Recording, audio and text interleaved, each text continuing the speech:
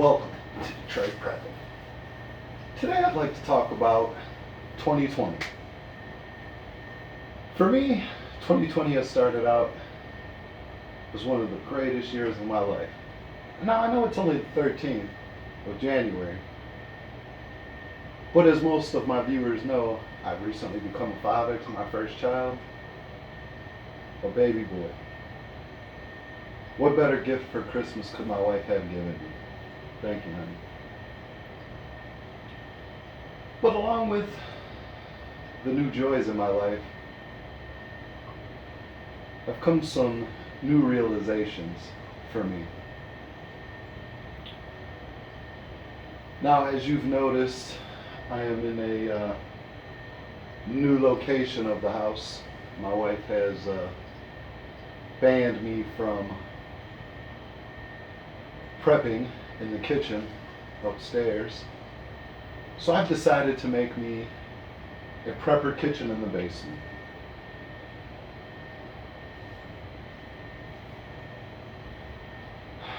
What am I preparing for now? World War III? I don't see it. I mean, granted, there's a lot of money to make in war, but World War III would be so costly that the profits would not exceed the expense. Depopulation.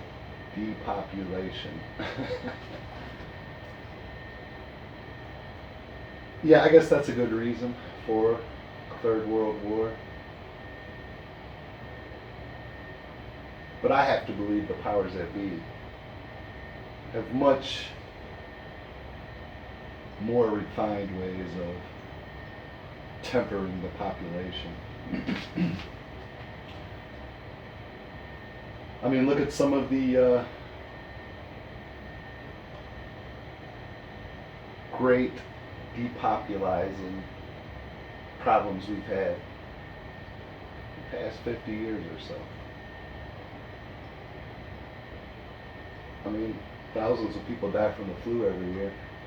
I'm sure they're working on a more virulent strain. HIV. They seem to have gotten a handle on that. You don't hear much about it. But I assure you, in third world countries, the death rate from procreation, or what is needed to procreate, is astronomical. And I'm sure they'll never give us those numbers, or we'll never have a glimpse inside of the true price people are paying due to this acquired immune deficiency syndrome. Civil War II? Yeah, I doubt it. I've made videos speaking about this. I don't think most people I know are willing to fight once it's at their door, let alone leave the comfort of their couch, television, to stop it from coming to their door, to their state. I mean, it's here in the country. Virginia. Well, I don't know. I'm having some hard times understanding why there's so much concern for what type of protest will be allowed. I mean, I think the whole point of a protest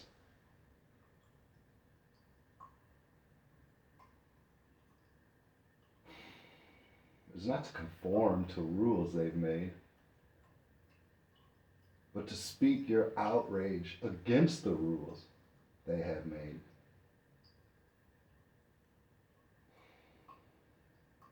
I mean, do you think Martin Luther King called ahead to these restaurants that they boycotted and sat in to find out what type of protest would be allowed without arrest? If you're traveling all the way to Virginia and your greatest fear is not breaking any restrictions that they have so that you don't go to jail, then you're wasting a trip. Now, I haven't spoken to anybody from Virginia, so I don't know their plan of action. I don't know what they're expecting to achieve from this protest, from this, what I'd like to think of as a show of civil disobedience. But I can assure you this. As long as you are protesting in the fashion they have assigned to the action of protesting,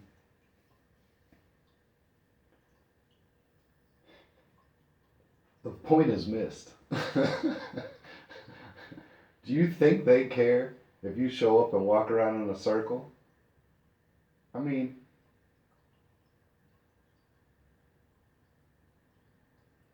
they've obviously been elected by the voters to do a job. And it would seem to me that they're off to the races at their new job.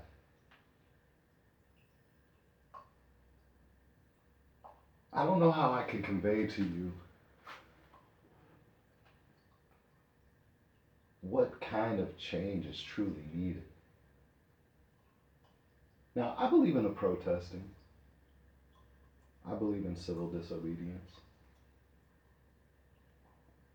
But what I don't believe in is conforming to the people's demands that you are protesting against. What's the point? What I don't understand is how we can be so blind as not to see what it takes to have change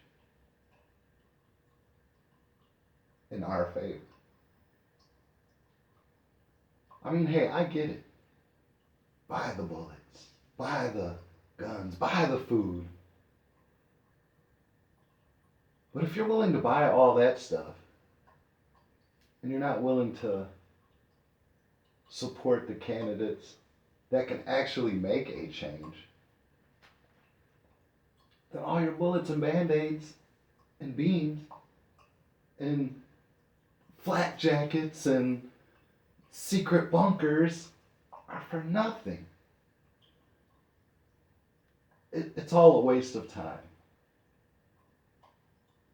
If you're willing to go the $100,000 route, but you're not even willing to go the $20 route. I mean,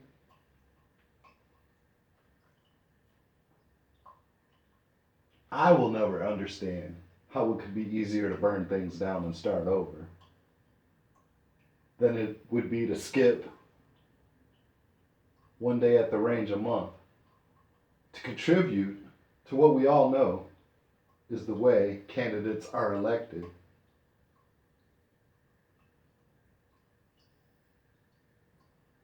And buy a little bit of peace of mind. Fix what we have before you're so angry that all you will do is burn it down.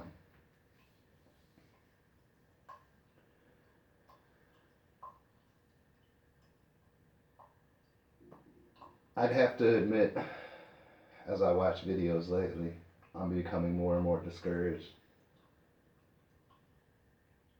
that the attitude of some people has changed from controlling what is already ours to just pulling back and focusing on them and their group, their tribe, their family.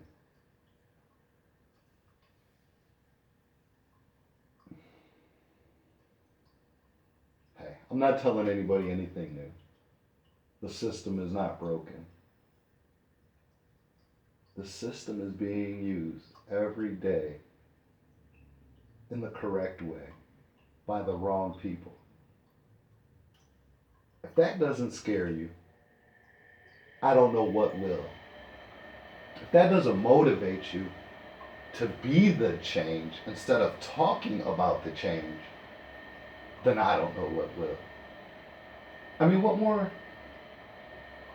can they do in our face to show us we are only willing to talk about the change that is needed? We are not willing to act, to seek the change that is needed. I mean, if I have to watch one more video about it's coming, it's almost here, it's right around the corner, it can't go any further, I don't know what I'm going to do.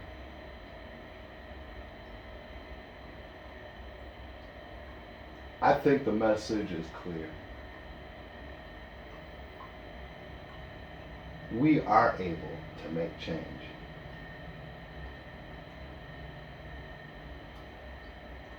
But if all you have time and conviction to do is talk about change,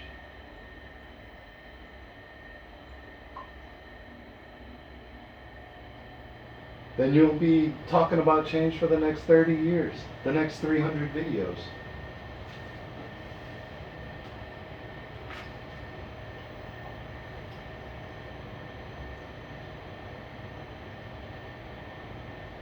I hope everyone enjoyed this video.